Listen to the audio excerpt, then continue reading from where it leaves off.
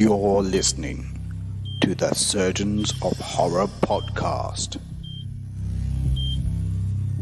Welcome to a special Surgeons of Horror podcast. Our purpose is always to look into horror films and dissecting them one screen legend, or in this case, film franchise at a time.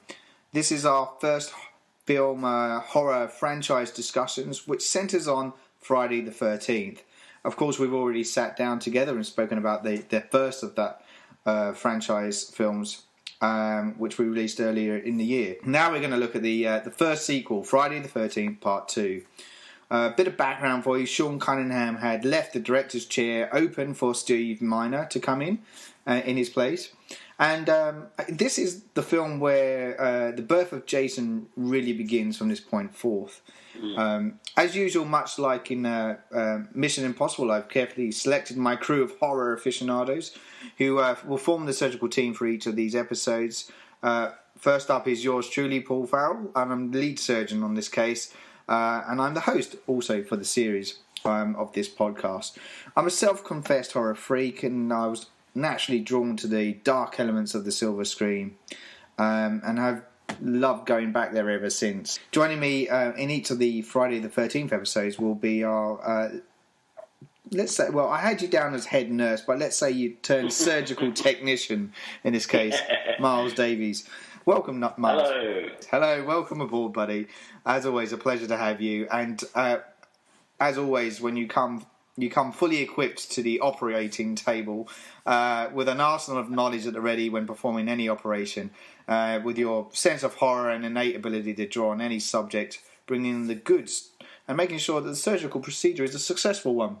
So thank you, and without further ado, we'll get straight into it with by dissecting what will be our second movie of the franchise, Friday the 13th, Part 2. On to Part 2. For any of the new listeners out there, the gist of this is that we tend to talk through the film narrative, and we dissect it, pull it apart, and not always put it back together again. But the idea is that we kind of have a little look at each of the films and have a little chat along the way around the plot narrative. And after that, maybe we kind of look at a few of the key players that make the film before we cast our final verdict. So the film itself is an interesting opening to this, because we see these kids, a set of kids' feet trampling through some puddles. He's singing Incy Wincy Spider as he's walking along. And already, like, this is a bit of an old horror trope, really, to use nursery rhymes as and making them a bit scary. We've seen it in a few instances. The most recent one I can think of, not that it's that recent now, is Jeepers Creepers and things like that, where they've used. In that case, it's more of a song, but and they just kind of make it haunting in the way it's delivered. The kid in question. As well. Yeah, that's it. Exactly. Yeah. So the kid in question, anyway, is called in by his mum, and the street is then replaced by an adult's feet, and the killer's signature theme kicks in. That's it. And we see the feet walking towards a house. Inside the house, we see our heroine from the last film, Alice, and she's asleep, but she's obviously having these nightmares. And this is where we get like the usual like series of flashbacks occur, and it's kind of almost summing up what happened in the first film. But as the story itself picks up proper, we learn from Alice that she's been living in an apartment on her own, and she means to kind of just get on with her life. She goes and has a shower before heading to bed, only to hear a noise. She goes to investigate, only to be rumbled by a cat that jumps in through the window, and it's kind of reminiscent of when Brenda came crashing through the window of Part 1. So once again, though, she does sigh of relief, and she goes to look in the fridge, only to discover the decapitated head of Mrs. Voorhees. As you know, or keen listeners or keen fans of the franchise know, that Alice duly dispatched Mrs. Voorhees by severing her head off with a machete. So yeah, she gets this, but instantly, as soon as she sees it, our attacker sneaks up behind her and impales her through the head with a screwdriver. Classic. automatically killing off our heroine from the first series of the franchise. Fresh blood. Fresh blood, that's it. And I quite like the bit here where I've written the cat watches and then our killer kindly takes the kettle off the kitchen hob. Just like, didn't notice that. Yeah. I'd forgotten about that. I was like, I consider it. Yeah, it was kind of nice. And then we get the opening credits. So what do you think of that instantly as a viewer at this point, Miles? What are you thinking? Like, because they offed our heroine and Alice is no longer. Well, they've done a clever recap of the where we're up to, basically. Yeah. Which is quite. And I mean, one of the things that I liked about this one, especially, and it's always stayed with me as long as since the very first time I saw it back in the early 80s, was the whole post-traumatic stress that she goes under. Yes. She's obviously deeply affected by this traumatic experience. And that was never really. I don't think I've ever really seen that done since in a horror film franchise until Scream. Yes. Until you see like Sydney's just completely messed up in the Scream franchises later on in that, but like you don't really see the after effects of a horror movie, and this is one of the first times, and you see it's just completely messed up. Yeah. That was a bit like Hills Have Eyes 2 as well with Bobby. And that's right. Yeah, that's true. That's true. Sort of post-traumatic stress. Yeah. So I like that, and I think it's probably the first time that I've seen that in a horror movie. Anyway. Yeah, it's an interesting one too. But, one does wonder, like, because I can't remember if we spoke about this in the first film, but the actress who plays Alice, Adrienne King, she actually went through a traumatic period herself, where she had a stalker. After the first film. Wow. And the stalker. This isn't the days where stalkers weren't really known or existed, weren't really a thing. And this person befriended her and became a friend within her inner circle. And then things got out of control. And that's usually what happens. I mean, that's pretty much what's happened to that singer recently. That got shot, I think, a week ago. Yeah. In the voice singer. That's right. That shot American. She actually knew the person that shot her. Gosh. And greeted them with a hug before she was shot. And so that was just, they always know it. They always know the stalker. Yeah, that's bizarre, hey. I didn't realise that. I knew about that story, but I didn't realise the element, the closeness behind her. So look, there's the reason I mention it is because I do wonder how much she may have been tapping into her own emotions and thoughts at the time, having gone through quite a harrowing experience herself. Yeah, but and we'll get on to a bit more about her when we go through the players of the piece. But going back to the film, we then kind of start to pick up the story. They're almost wiping the slate clean by getting rid of Alice's character, so now they can really start afresh. There's a lot about this film though that they do tread similar territory to the first one. I.e., what I mean by that is that it's set in a camp by a lake. And they kind of basically get off one by one, Look. Yeah. That's it. There's a form guide and they're following it. I don't think I think they retrod that territory many, many, many more times in the future. Oh, they've done it countless times since. Absolutely. Yeah. Absolutely. So that I don't. So they've even got the mad old guy, giving them the warning later, right? That's it. On their way there. So yeah. I don't. It is what it is. I mean that with every ounce of respect to this film. I'm just really as an observation. Okay, so we basically see two new characters, Jeff and Sandra, arrive in town. They go to a payphone. And they find out where the directions are to go to this camp that they're supposed to be heading to. And they're startled by Crazy Ralph again from the first film, who prophesies doom again before doing his stick where he then cycles off. It's like his go-to calling card. And then a tow truck, while they're distracted, a tow truck takes their ride away. But it's revealed that it's just their friend Ted playing with them, having a laugh. So we've got another one of these, like, characters a bit similar to the first film as well, that sort of goofing around and not really taking things seriously. So then they drive off to the three of them drive off to the new camp.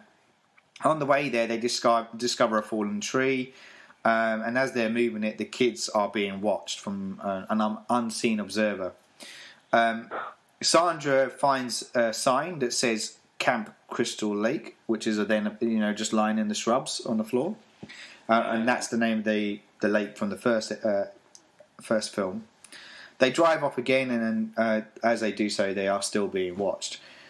At the new camp, we meet all the new camp counsellors, including the wheelchair-bound Mark, a girl called Vicky, a guy called Scott, and another girl called Terry, who proves that tight shorts were a thing back even then.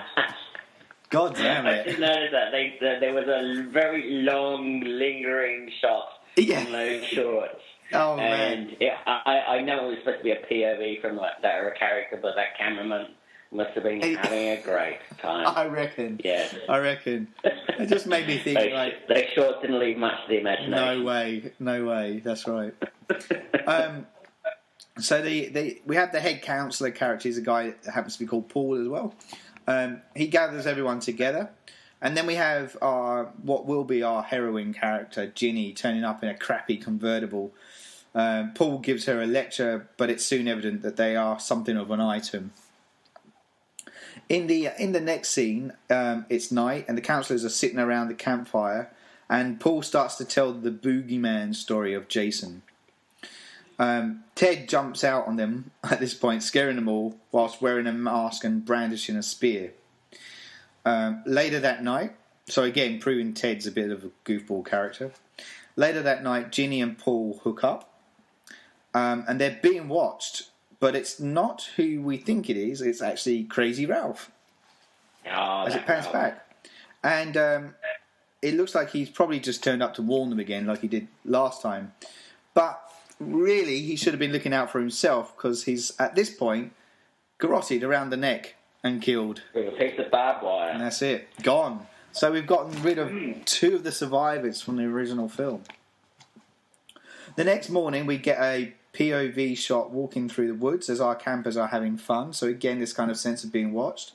Ginny also senses that she's being watched. And in this instance, and I know this film came later, but when I'm rewatching it, this scene reminded me of Predator, when they're in the jungle and the Predator's watching them, and we get Duke's character kind of.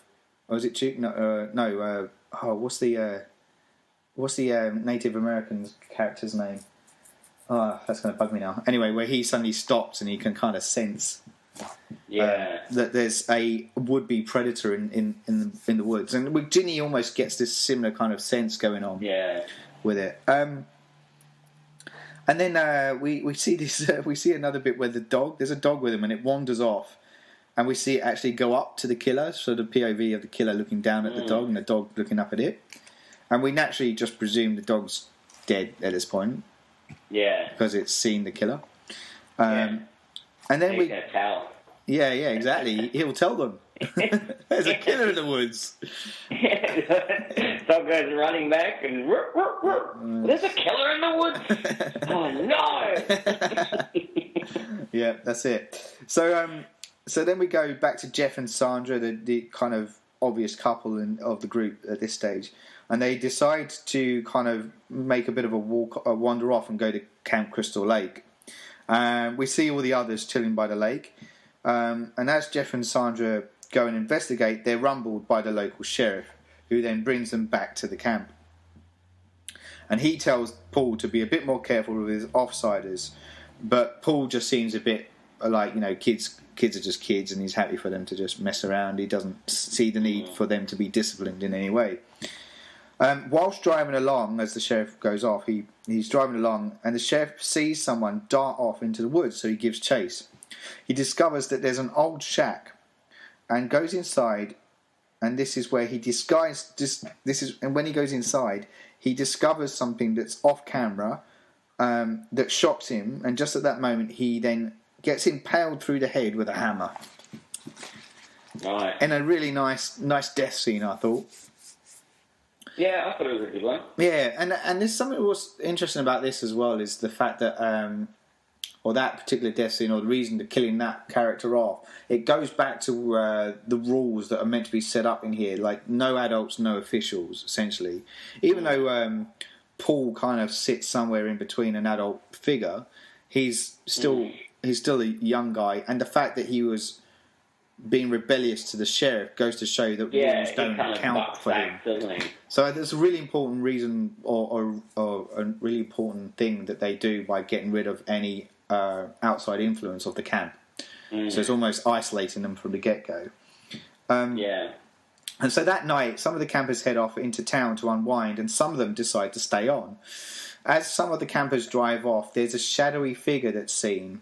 And I guess this is the first real instance, not on camera, but the first time we've seen Jason. But in shadow form as he walks across. It's almost like Jaws, isn't it? It's like this sort of slowly creeping in of before you eventually see him. Yeah, that's it. Before the reveal, basically. Yeah. So I could see they may have even sort of used the sort of the staggering plot devices of Spielberg for Jaws. Well, that's the thing, isn't it? Like, and we come back to Jaws time and time again with how to really create tension when very little is happening. And we again, and I say this, I've said this time and time again before on the podcast. But for me, what makes a really good horror film is the unknown, because we fear the unknown, and the more you can get away with not seeing the killer, the would-be attacker, or the entity that's stalking our victims, the better, in my book, because it just adds to that kind of horror dynamic. Makes it more scary. I think that's what makes Blair Witch Project so successful. Yeah. And so scary that you never see anything. No, you never do. The most you see is like a pile of teeth on the floor. Yeah. And that's as gory as it gets. And the rest of the time, the guy standing in the corner, but you never really see anything. No, that's right. And it's all about just screaming and imagination, basically. Yeah. It's the manipulation of the mind, isn't it? So that's good. So as I said, some of these guys have gone off into town, and then at this point we have the Terry character who was wearing those shorts. She then decides to go for a skinny dip. And while she does so, the Scott character providing the eye candy for the film. Exactly. Yeah, you have to have titillation, and she's the one that's serving the goods at this point. We have the actually what I was surprised about here wasn't just tits, it was full frontal nudity. Which I kind of was a bit okay. Wasn't expecting that, because to me it's normal. I think it was so funny when I was a kid actually watching this, because I saw this probably when I was about 12 years old, and sitting there I watched it with my parents. And I think I was more embarrassed about the woman in the bus than I was about the brutal killing. I think I was more sort of disturbed by that. And sitting in a room with nudity. That's right. An absolute slaughter. I think that's a very British thing, though, isn't it? Like sex is so taboo, and yet like violence, and even America, sex is taboo. Whereas violence, you can kind of get away with a lot more than you would with sexual gratification, which is an interesting thing, isn't it? Because you think it would be the other way around, because there's that famous quote by Jack Nicholson I love. He goes, "Kiss a tit and get an R rating, hack it off and get a PG." Yeah. That's exactly right. It's so true, because it's like there's this. I don't know what that's about. It's kind of this dumbing down effect, isn't it? And sex is seen as taboo. I guess it's weird, because sex is a natural thing, whereas violence is an unnatural thing. Not in the Bible. Yeah, Yeah, exactly. Bible is extremely violent, Yeah. and it's extremely okay. But Yeah. every time there's a sex in the Bible, it's frowned upon. Yeah, that's right.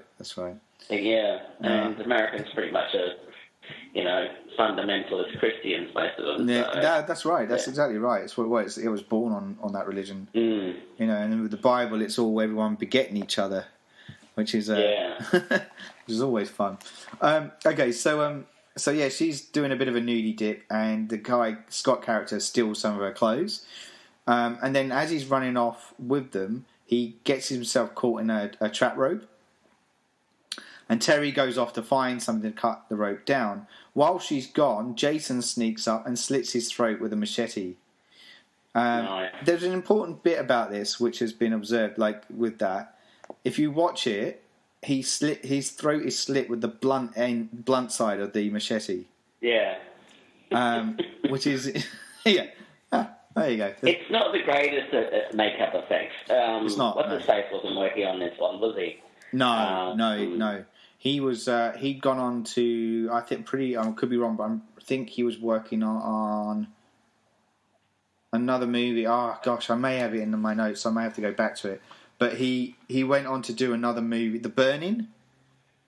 I think it was The Burning. So he was starting that project. He turned this down to do The Burning. Essentially, I think. I still haven't seen The Burning. Oh really? Yeah, because it was banned in the UK, remember? Yeah, of course. Banned on VHS. Yeah. And I never got around to seeing it. And it was just like, I think it was on one day on Foxtel. Yeah. And it had Holly Hunter in it. Like, it's got Holly Hunter in it. That's right. And I've never actually gotten around to actually watching it. I was like, I'll record that. And then I didn't watch it. So it's one of those, I will get around to watching it one day. Yeah. But I've heard it's pretty full on. So. Yeah, well, and you wouldn't expect anything less with Savini attached to it, You're gonna get gore where it's realistic and bloody in a good way.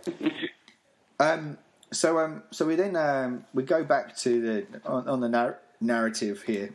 So we've seen Scott killed off. We go back to the camp and we see Jeff and Sandra starting to get it on.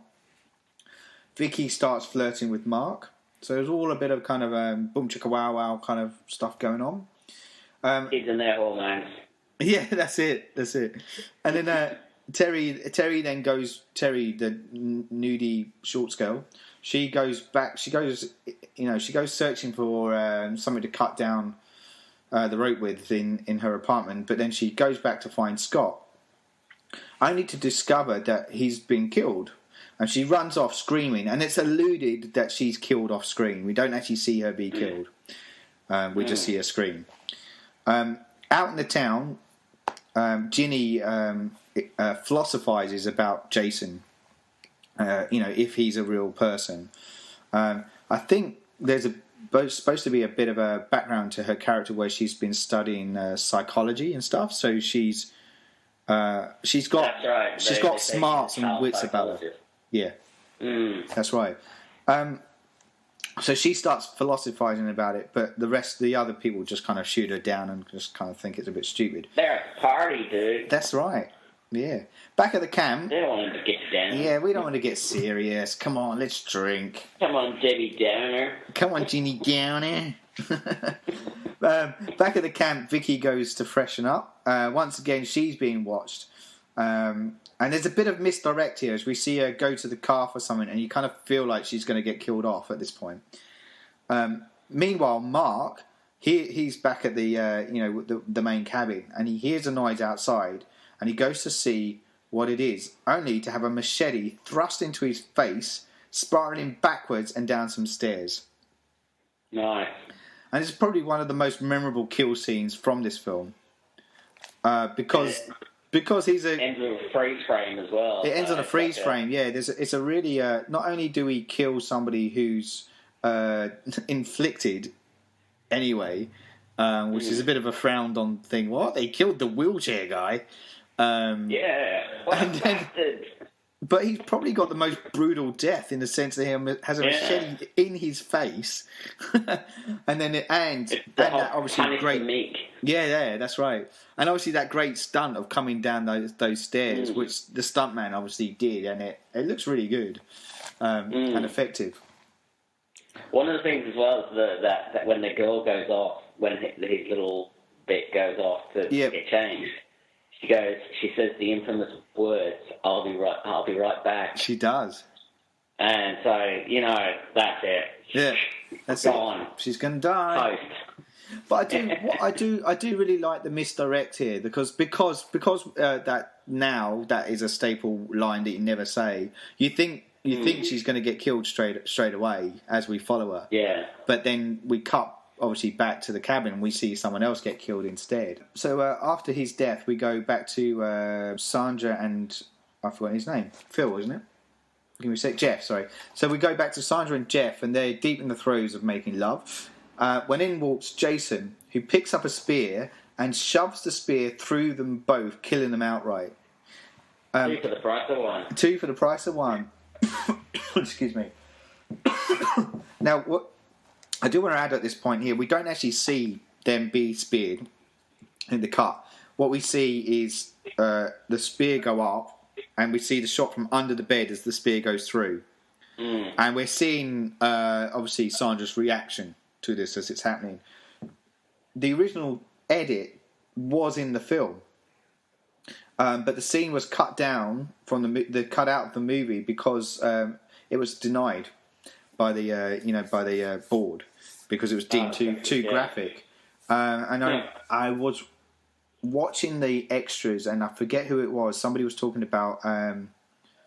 He was one of the guys from the film anyway, and he was invited over to the special effects guru's house, and he said, "Oh, do you want to come over and watch it?" And they're over there watching it, and the scene's there, and he was like, "What the hell was that? I've never seen that before." And he said, "Yeah, it got cut out," and it was quite a cool shot, and it was their way of upping the ante from that famous Kevin Bacon spear through the throat thing. They wanted to do something similar and make it more gory. So it's kind of a shame that we don't get to see that.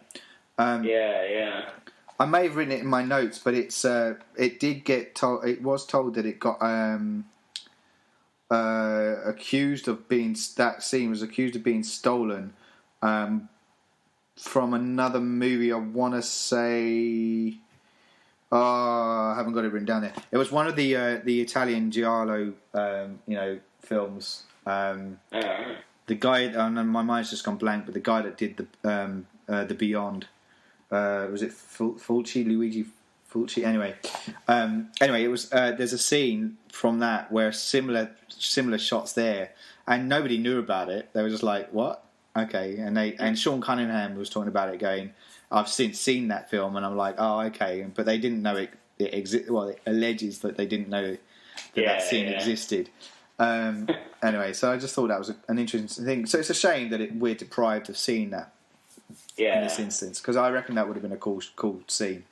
In town, we get Paul and Ginny deciding to head back into camp while Ted parties on. He's such a party goer, that Ted. We then go back to the camp again, and Vicky returns to the cabin, and this is where she finds the impaled Sandra and Jeff. And then for the first time is when we see Jason. And he jumps out from the bed, brandishing a sack over his head, essentially, is what he's got, like a potato sack over his head. So this is not the hockey mask Jason that we now know. This is potato sack Jason. And he swipes... The dreaded sundown Jason. That's it. He swipes a knife at Vicky, who stumbles back into the corner. Jason slowly walks up to Vicky before stabbing and killing her. So, yeah, she shouldn't have said, "I'll be right back." And she shouldn't have gone back. In this instance. So, yeah. And back to back, That's it. So a lot of people killed very quickly in this instance. We then get Paul and Ginny coming back to the camp, and this is when they discover the intruder. And there's a bit of a fight that breaks out between Paul and Jason, and Ginny kind of looks on a bit helpless at this stage. She doesn't really know what's happened, and all of a sudden Jason pops up and he starts to advance on her. But she makes her escape to make her escape through a window before Jason smashes it. She runs off, and while Jason thrusts a pitchfork through the door, so again this kind of farmer kind of thing going on, Ginny escapes through a different window, and then has to kind of like climb a bit like there's a bit in Scream that's a bit like this, where when Neve Campbell gets up into the attic and then has to climb out of the building and then down. So a very similar thing where Ginny is on the roof and has to kind of scramble down and run off. So then get up to a high place type thing. So. Yeah, that's it. Yeah. So she makes it to her car, but it doesn't start. And at this point, we see Jason outside the car, and then a pitchfork comes tearing through the canvas roof. Somehow, Ginny makes her escape through the woods, while Jason goes in pursuit. Ginny finds herself to a cabin where she hides under a bed, and she tries to escape again, but a fight breaks out. And she manages to grab the chainsaw that she was using from an earlier scene and knock Jason to the ground before fleeing again. What I find interesting about this particular scene is when she's hiding under the bed, she does she pee herself? I think yeah, she does, doesn't she? She pees herself, and just as Jason's about to go out, because the rat comes near. That's it. Sorry, I was going to say there's a rat that comes under, isn't there? Under the bed, and she just pees herself a bit. Because for some reason, seeing a bunch of people dead and killed and stuff is fine, but as soon as she sees the rat, she just loses control. That's it. It's all about that rat. She goes a bit nuts. And pees herself. And so Jason's at this point looking like he's about to leave, and he does a bit of a look back in the room, and then we cut back to Ginny under the bed again, and she's presuming he's gone. And when she climbs out, he's standing on a chair with the pitchfork raised up. But you kind of this is a bit of the dumb killer moment. The chair kind of collapses under him, and he gets away. She gets away, but he's not the Jason that he becomes. No, he's not the Jason he becomes. It's kind of a foolish moment for him. Yeah, it's a bit odd. Oh God! And also really, Jason? Yeah, and if he knows she's under the bed, he would just kill her. Yeah. Why go through the pretense of pretending you're not there and standing on a chair? I'm here. Yeah, I did find that one. I can smell your asparagus. Did you like my rat? So yeah, she makes everybody pee. So she makes good her escape again through the woods, and this is where she then comes across the old shack from the where the sheriff was before, and this is where she finds there's the dead body of Scott and Terry in there, and lest we forget also the head of Mrs. Voorhees. As Jason tries to break his way inside, Ginny takes an interesting turn here by putting on Mrs. Voorhees' old jumper and pretends to be her. So kind of tapping into that kind of psychology thing that we were talking about earlier. And then we get the Betsy Palmer cameo with her doing the kind of an hallucinogenic vision from Jason's point of view, where he actually thinks he's seeing his mum. And just as it looks like he's falling for the rouge, he spies the head of his real mum behind her, and then he goes to stop Ginny attacking him, essentially. And just when it looks bad, Paul then reappears, and a fight breaks out where they scuffle. Ginny grabs the machete and thrusts it into Jason, who collapses to the ground. Paul and Ginny then head back to the camp, presuming him to be dead. At the camp, they hear a noise from outside, but it turns out to be Muffin, the dog. I thought the dog was dead, but he comes back. Yeah. So what was the mangled piece of fur? And well, that's what. But okay, and let's hold that thought for a second, okay? Because just as that point, we start to get that kind of music swelling up, very similar to the first movie, where we think everything's all well and good, and then Jason smashes through the window and he pulls Ginny through. And then we crash to white, and then back to the screen again to reveal Ginny on a stretcher being pulled into an ambulance, and she's asking for Paul. We then go back to the shack and we zoom in on the head of Mrs. Voorhees before the screen snaps to black and we close credits. Now, the reason why I said hold that thought, it's a bit of an odd ending. So, one, what happened to Paul? Because we never know what happens to him. Two, Ginny seems to be okay, but obviously on a stretcher for some reason. We don't actually know how she got on the stretcher.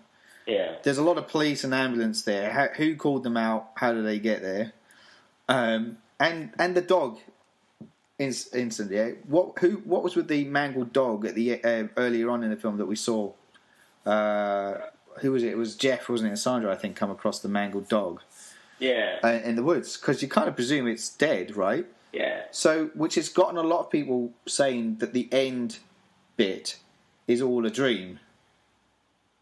And it's not actually, none of that occurred. So the point where it stops proper is where they kind of stab him with the machete and head back to the cabin. And then we get this kind of very odd ending that occurs. So what did happen to Paul then? Exactly. Where is he? Yeah. We don't know. It's like, it's really odd. It's just a very odd end to the film. Yeah. But what were your initial instincts? I mean, like, I know you watched it before and you've rewatched it again. What were your initial instincts after watching it this time around? The ending or the... the whole movie. Just the whole movie. Whole movie. Look, it wasn't the first one. No. It's in the hands of a very competent director, Steve Miner. He's done bigger and better things. But I have to say it's not my favourite one. No. They do get better. Yeah, they do. But yeah, I don't know. Yeah, I mean, looking at the ending, for instance, I love the beginning. The beginning starts off so bloody well. It's great. Yeah. But the ending, it is kind of quizzical, and it doesn't. There isn't a great deal of sense made at the end. No, it's odd. Yeah, but it has its moments. I don't think the gore was particularly well done this time around. No. I mean, I think I probably thought it was fantastic because it was the first time I'd probably seen a horror movie sequel. Yeah. And when I first saw it when I was a kid, and it was more of the same. And but yeah, it's I don't think it's as strong as the first one. Definitely. No. The first one was just such a classic. Yeah. And a game changer, really. And it had Savini doing all the horror effects, and that's right. I don't think it just didn't have the gore value. Yeah. In there as much as the first one did, but and then the next one they did in 3D. Yeah, that's right. So, yeah, and we will talk about that one down the track. Which I look forward to. So my for my 50 cents worth, you're right. I completely agree with you in the sense that definitely doesn't marry up to the first one. The gore factor feels less. And probably it's because Savini's not attached to it. Savini's such a master of his craft, and it was definitely noted. His absence was noted. Yeah. I wonder how much was actually cut out, because it sounds like they did do a lot of stuff, but the good stuff didn't actually make the final cut. Because the killing starts quite late as well. Yeah, that's right. An hour into it before the first person gets killed. Yeah. And then it's wrapped up within about 20 minutes. Yeah, that's it. Everyone kind of gets really killed off very quickly, don't they? Like there's 4 killings within 10 minutes, which is fairly quick.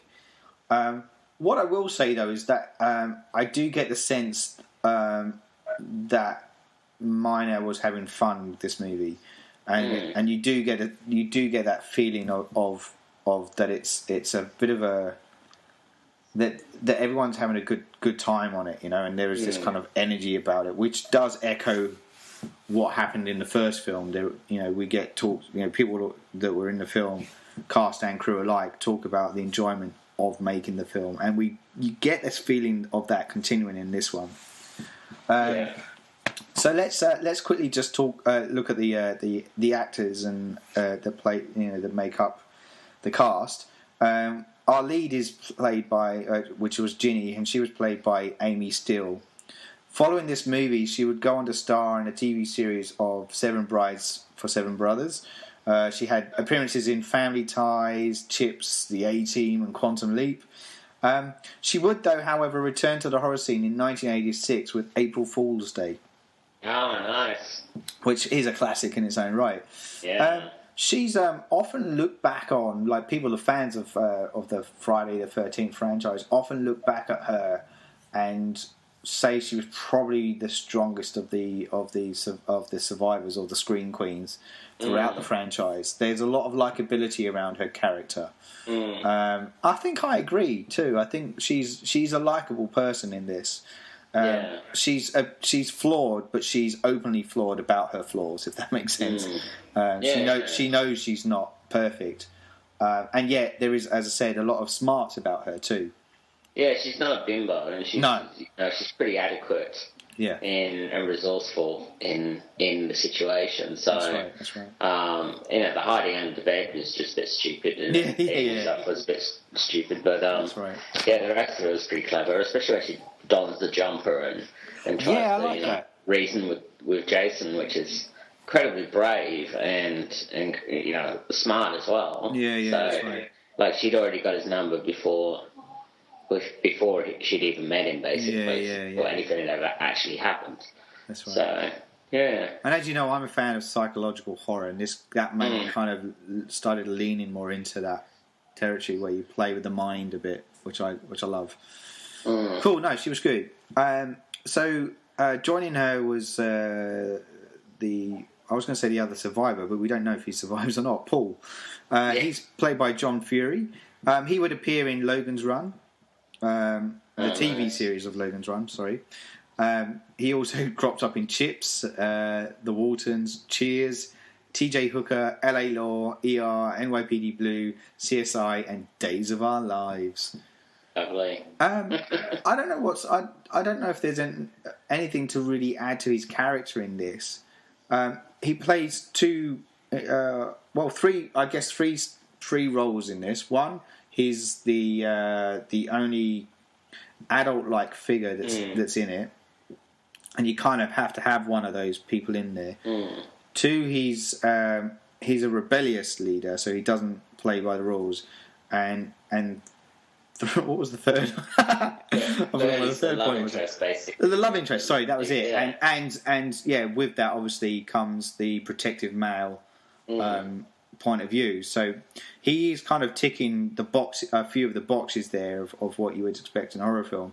But he doesn't have much in the way of his performance that needs to be that makes him stand out in any way. He doesn't have to overextend himself. No, that's right. His range isn't challenged. Exactly. That's exactly it. So let's move on to Adrienne King, as we know, who returns for the role of Alice. We saw her in the first film. Supposedly, her agent had asked for more money in the return of this, and which is she denies, and people were then like, because of that, there's talks that may have been why her part was cut down to just the beginning. I think Steve Miner's kind of just said that that was always part of the game plan. So I think from his point of view, that was already the thing. But I think she came into it not knowing really. She's basically said that she didn't know. Again, the script was kind of being written as it was going, sort of thing. Again, I think she came in with the impression that she'd be needed for longer. I think she was only there for 2 days of the shoot.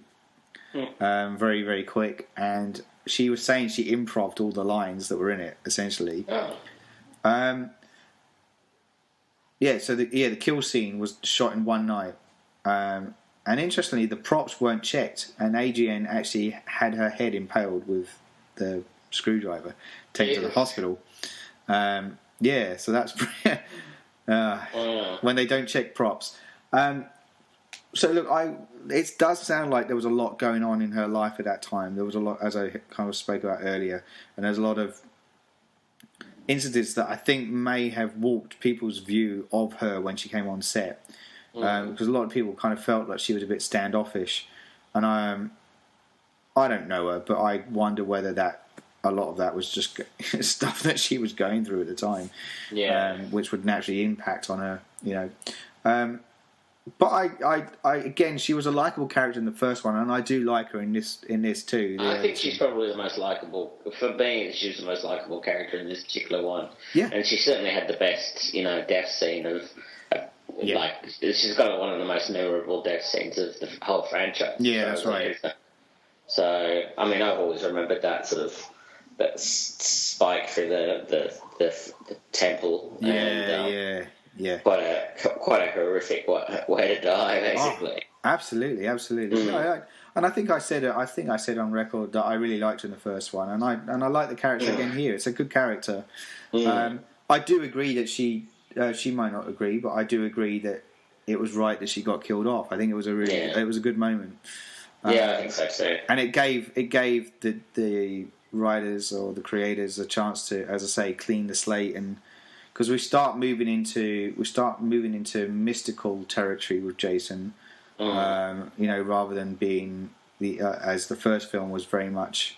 I mean, it wasn't Jason. Reality. Yeah. It was this. We're now kind of pulling down the reality walls, and you're kind of allowed to kind of go a bit free with it. And in order to do that, you kind of need to start from scratch with it, in a sense. Yeah, feels like that's what they're doing.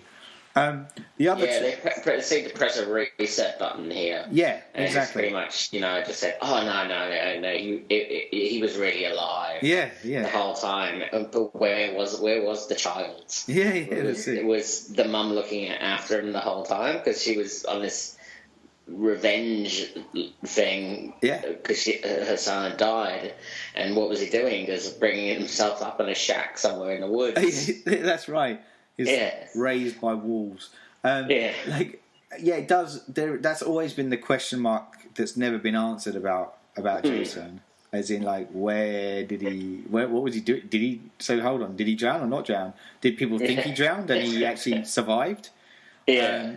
And then lived in the woods as some kind of... And it's kind of brushed over there. No, don't need to worry about that. Just look, it's Jason. It's just Jason, come on. Love it. So the other two actors that return from the original, Betsy Palmer, as I said, playing Mrs. Voorhees, returns for some of the quick narratives with Jason towards the end of the film.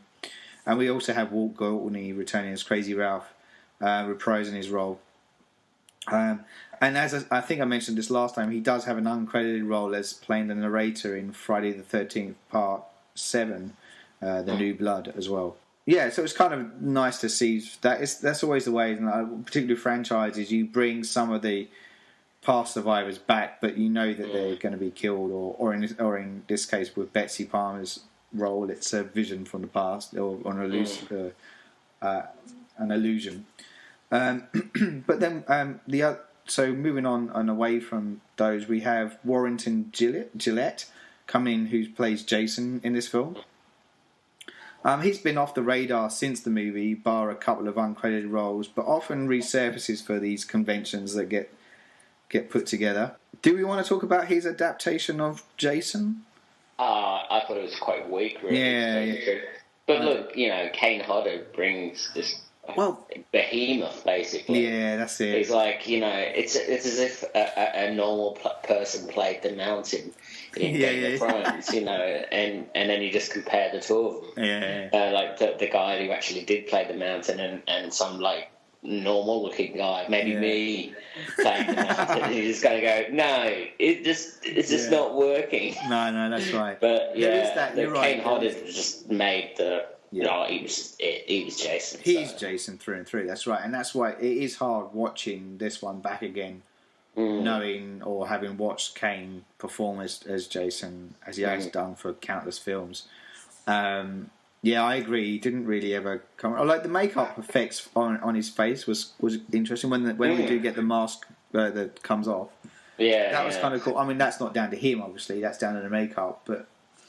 I thought that continued the theme of him being deformed. But yeah, I don't know. I found it all a bit. Yeah. Very good. So then we have Stuart Charno plays Ted, and he's the one labelled as the one who got away. So he's the kid that stays in the bar. Which is a life lesson for us all. Yeah. Always stay in the bar. Just stay in the bar. Stay in the bar, man. Can't get much better than that. Hey, they learned it in Shaun of the Dead too. That's why they went straight to that pub. They went straight to the Winchester. They'd be safe in the Winchester. That's it. Yeah, exactly. They've watched some horror films. They've seen this. So Stuart would also appear in horror vehicles. Svengali. He was in Christine. Was in a film called Once Bitten, and he was also in Stephen King's Sleepwalkers as well. Oh, cool. So someone that is no stranger to horror, let's say. And as we rattle through some of the other cast members, we'll just kind of label them just to kind of give them a nod. We've got Marta Kober, who plays Sandra. She would also be in a couple of horror movies, Neon Maniacs and Slumber Party Massacre 3. We have Tom McBride, who played the role of Mark. He passed away at a young age, actually. He was actually very good in this, from memory. I liked his part, because he's the jock in it, essentially. But his character's very kind of melancholic, in a way, but still ambitious about pursuing being an athlete, even though he's wheelchair-bound. There was a lot I liked about that character. There was a bit more depth than some of the others that were in there, let's say. Then we have Bill Randolph, who plays the role of Jeff. He had not done a lot, really. He had I think he's more theatre-bound again, but he had a small role in Dressed to Kill. But outside of that, not really much. And then we have Lauren Marie Taylor, who plays Vicky. As well, of the main kind of, I guess, four. Obviously, we've also got a couple more. We've got Russell Todd, who plays Scott. Now, not really surprisingly, because he's got the chiseled jaw, and he he looks very American, the all-American kind of guy, essentially. So no surprise he crops up in The Young and the Restless and The Bold and the Beautiful. But he was in another horror film called Chopping Mall, which I just love that title. Very, very cool. And something I don't think I've seen that one, actually. It's definitely one I've seen at the video store many times. Yeah. Cool. And so they're the main actors in the piece. But when you start looking to the people behind the camera, we obviously got, as we've mentioned, Steve Miner taking on directorial duties for this. We've spoken about him before. I don't know if listeners out there remember, but he was the production assistant on Last House on the Left, the Wes Craven and Sean Cunningham film. He was also the associate producer on the original Friday the 13th, so he's slowly going up here. And then he takes on, the directing duties of this film, and the 3D sequel, Friday the 13th Part 3, is his baby as well. Following that, he would then direct more comedy horror in the likes of House. He would direct Soul Man. Did you ever watch that? Awful film. Yeah, terrible film. Oh, it's awful. I remember watching it as a kid. Racist. Oh, totally. Absolutely revolting. Absolutely. I completely. I remember I liked it first. The first time I saw it, I was like, "Oh, this is all right." Because I think I just saw The Outsiders at the time, and it had C. Thomas Howell in it. Oh, yeah. I thought, "Oh, this is all right," and then I went, "Actually, you know what? This is really racist." Yeah. It's like taking the piss out of affirmative action, which is something a program that they kind of need. They still need in parts of America, and it really just exploited that whole what it takes to be a black person, and I don't know. It was just it just doesn't sit right. No. But it was incredibly successful at the time. It was. I remember watching it, and I was young, I think, from memory at the time, and I watched. I had the poster actually. Thought it was funny. I was young, as I said, but then when as I said, rewatched it later in my life, and was was appalled by it. I couldn't believe it. Anyway, it's like watching Benny Hill now. Like, you just kind of go, "Oh my god, this is awful and it's racist." So that aside, he would also direct Warlock, Forever Young, classic, My Father the Hero, that's a good film. Big Bully, and then he would take on another horror franchise, Halloween, with Halloween H2O. That was good. I 20 years later. Yeah, I liked it too. I did like that one. Yeah, well, it's Kevin Williamson did the script. Yeah, so. I know. But he would also do Lake Placid.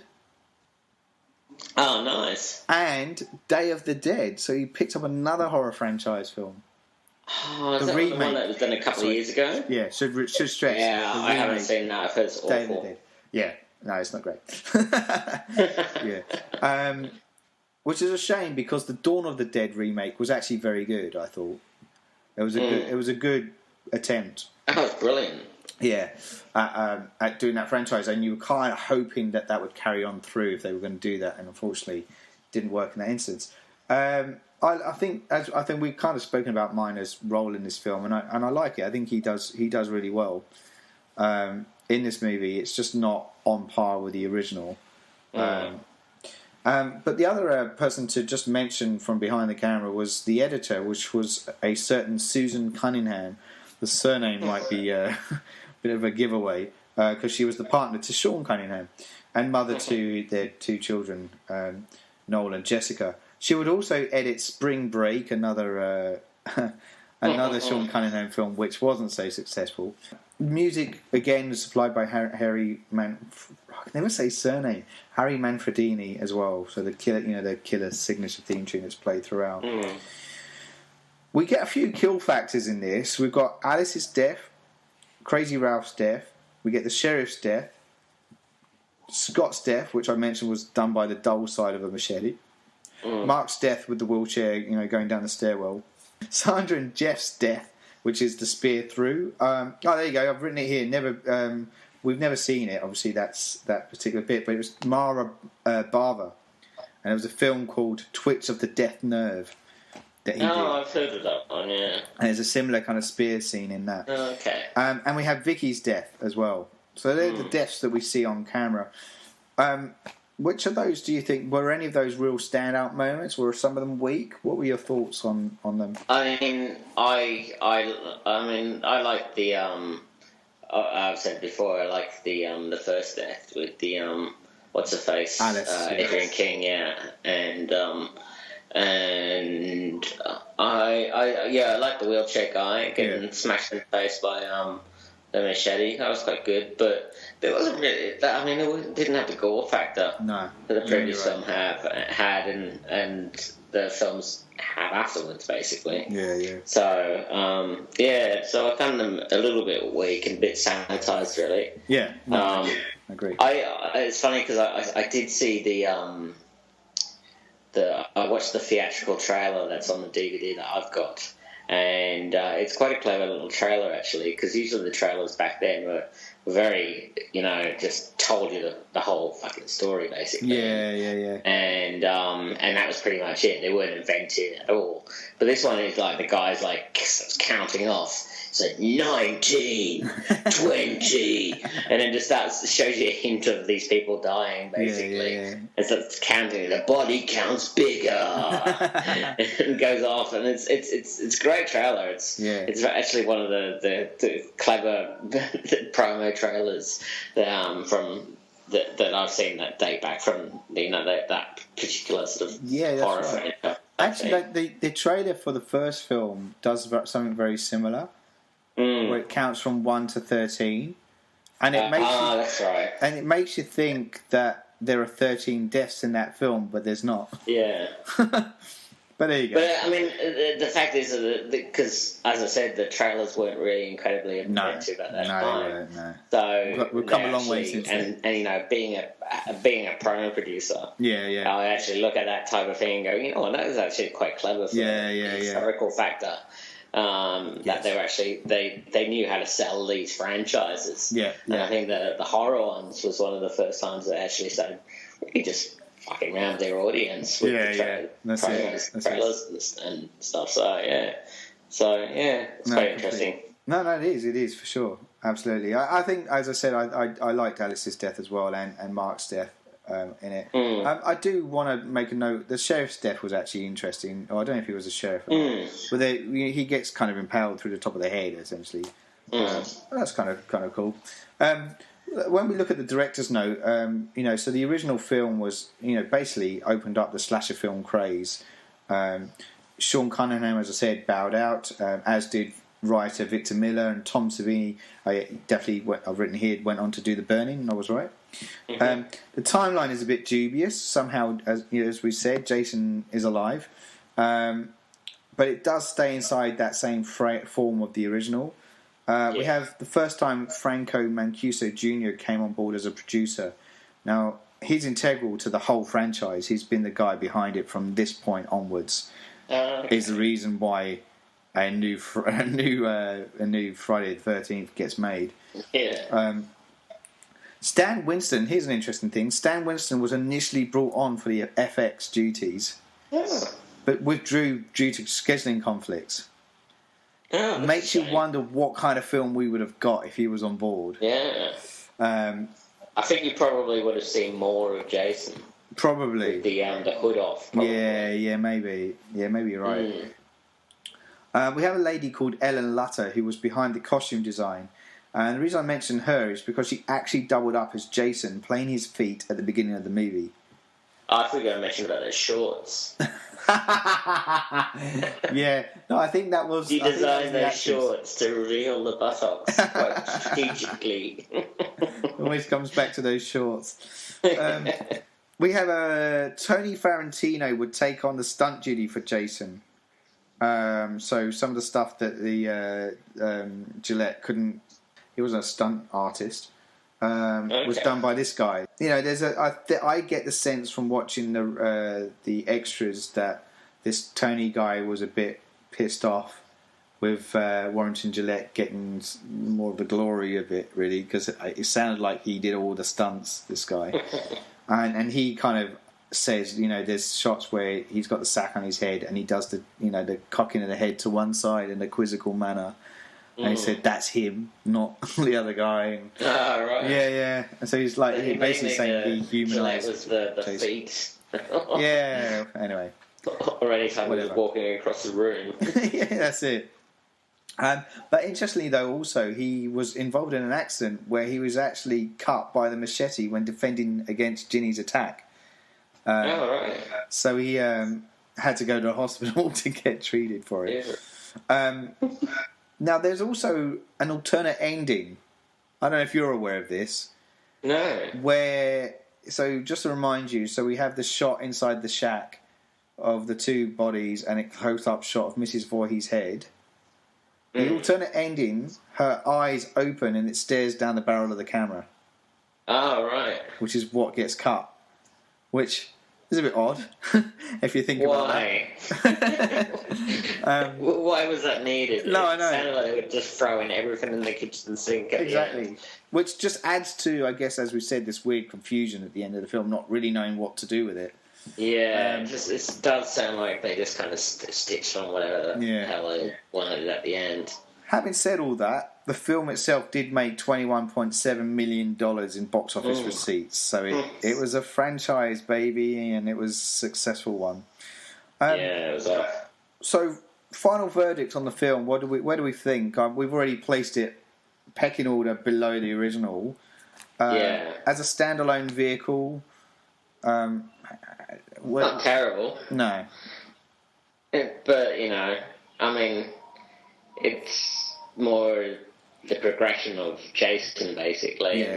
And what he eventually becomes. That's it. So there's a means to an end to it. It's an evolution. At a particular time, if they shut it off at 2, I would have thought it was probably a really shit film. But because, it fits into this whole canon of the progression of Jason turning into this behemoth sort of monster killing machine, that you just kind of go, okay, so this is the next stage, and then he gets badder and badder and badder and badder as he gets along, and it just turns into this monster, basically. Yeah, you're right. It's the early stages of, as you say, the evolution. We're looking at amoeba Jason here. Yeah. Well, it's not so quite. We had the child Jason at the end of the first one, and now we've had he's almost like the teenager Jason in this one, and he becomes an adult in the next movies, basically. Yeah, that's it. And it turns into the full-on killing machine. Yeah, no, that's right. No, cool. And I echo that too. There are pockets I like in it. I do like Miner as a director. I like what he brings to the genre. This is obviously his first real go at doing something new, so he's learning his craft. He's definitely somebody who knows his craft, but it's just trying to find his voice within it. And I feel like some instances he doesn't quite hit the home runs in this particular movie that he's looking for. So yeah, look, it's an enjoyable film. I recommend people watch it. I do think, in that sense, it is a bit of fun. It's a bit, as I said, the gore factor is a bit disappointing that it doesn't quite tick the boxes there. But no, all round it was good. I thought an enjoyable film, probably just mediocre, not quite peaked, but it's not. It's in no way shit. So yeah, cool. All right, well, I think that's it, buddy. I think that kind of concludes our special horror film surgery on Friday the 13th, Part 2. Keep your eyes peeled down the track, as Miles and I will definitely come back and dissect the franchise further with more podcast installments. Until then, we do hope you enjoy our discussions, and until next time, it's goodbye from Miles. Goodbye. And goodbye from me. Goodbye. You're listening to the Surgeons of Horror podcast. Music supplied by Peter Nizik. For more discussions or podcasts, head over to surgeonsofhorror.com or head over to our Facebook and Twitter sites for the latest news and updates.